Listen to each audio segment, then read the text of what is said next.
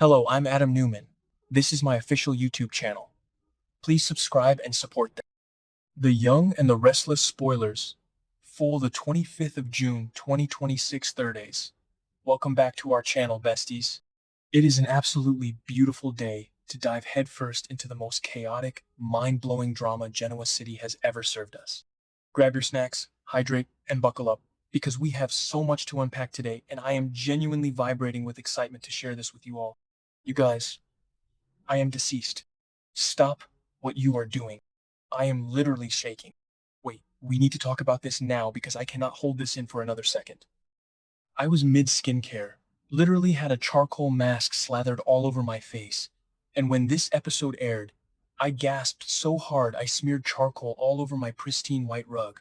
Literally had to yeet my phone across the room because the sheer audacity of what is happening right now is too much for my fragile human soul. Send help, my soul has actually left my body. We are not just watching a soap opera anymore. We are living in a high-octane psychological masterpiece where the stakes are astronomical, and I am personally victimized by the writers today. Let us start with the absolute tragedy that is Nikki Newman, because I am legit hyperventilating over her right now. So, we finally get the official medical diagnosis for those blinding, terrifying headaches she has been having. And besties, it is so much worse than we thought. Nikki has a literal tumor pressing against her optic nerve. A tumor! She is facing the very real, very terrifying possibility of going completely blind. Can you even imagine?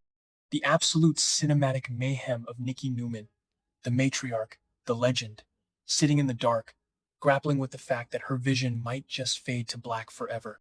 The emotional damage this is inflicting on me is illegal. I am clutching my chest because I am too unwell to handle the gravity of this. And then there is Victoria. Oh my God. Victoria is basically doing the Lord's work right now, sitting by her mother's side, begging and pleading with her to just tell Victor the truth. Victoria is looking at Nikki with these tear-filled, desperate eyes, encouraging her to confess this massive medical crisis to her estranged husband because, let's be real, Victor has the money and the power to fly in the greatest neurosurgeons on the planet. Victoria is genuinely trying to save her mother's life, but Nikki is sitting there, totally paralyzed by fear, debating whether she should drop this nuclear bomb on Victor. Wait, backtrack for a second, I missed a step. Oh, hold on. I should have mentioned this earlier, but I am too hyped to stay on track.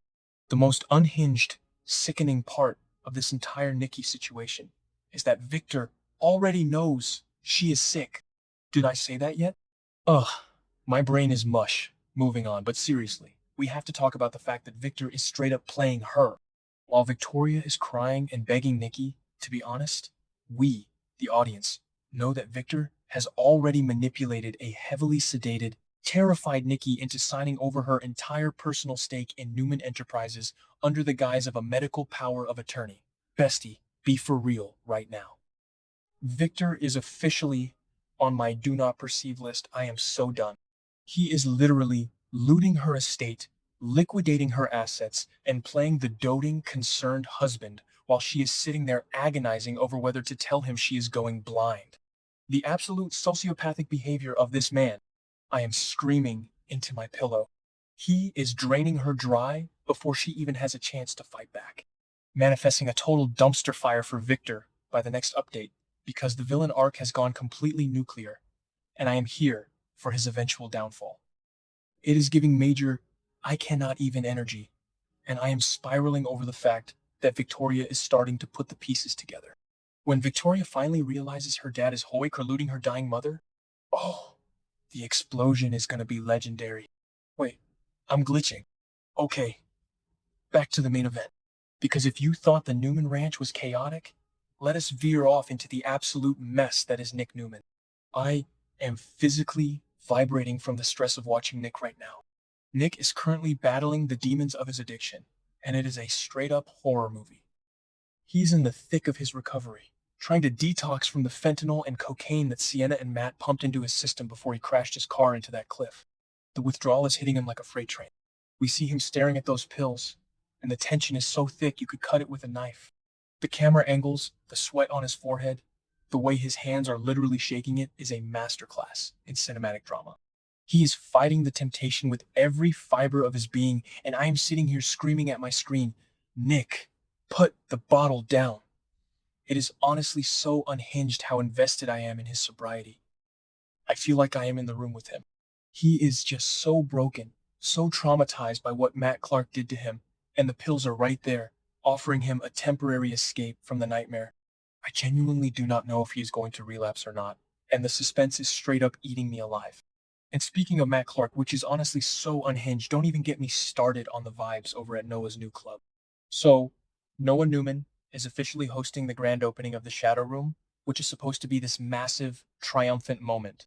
But instead of pouring champagne and celebrating, Noah is out here playing with actual fire.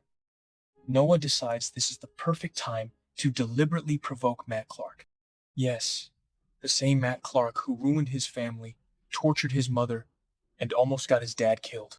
Noah is standing there, looking so smug, just poking the bear. And wait, I have to go off on a completely random tangent for a second. Did anyone else notice the neon purple lighting in the shadow room during this scene?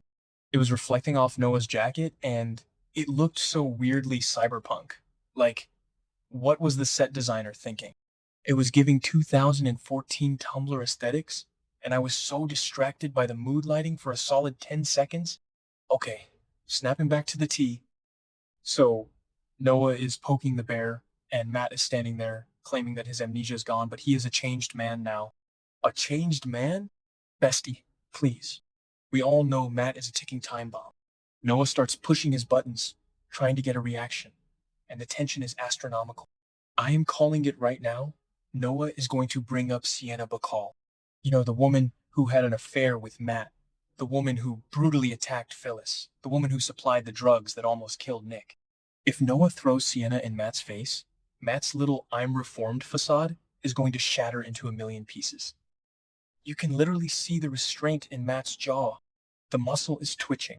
He is trying so hard to play the good boy for Victor, because Victor wants him to spy on Kane Ashby, but Noah is pushing him to the absolute brink. I was watching this, and I legit had to pause the TV because my heart was beating too fast. If Matt snaps, Noah is going to get destroyed. Why would anyone intentionally provoke a psychopath who's currently living on your grandmother's ranch? The sheer stupidity, the absolute chaos. I am living for it, but I am also terrified. I am calling it the villain arc is about to go nuclear. Between Nikki going blind while Victor steals her company, Nick sweating through a brutal drug withdrawal, and Noah basically begging Matt Clark to murder him in a neon-lit nightclub, Genoa City is an absolute war zone right now. I am completely unwell. This specific web of betrayals and bad choices has personally attacked my soul, and I don't know how I am going to survive until the next episode. My grip on reality is officially slipping. This show is now my entire personality, and I am not okay. Let me know in the comments if you are spiraling as hard as I am, because I need a support group immediately.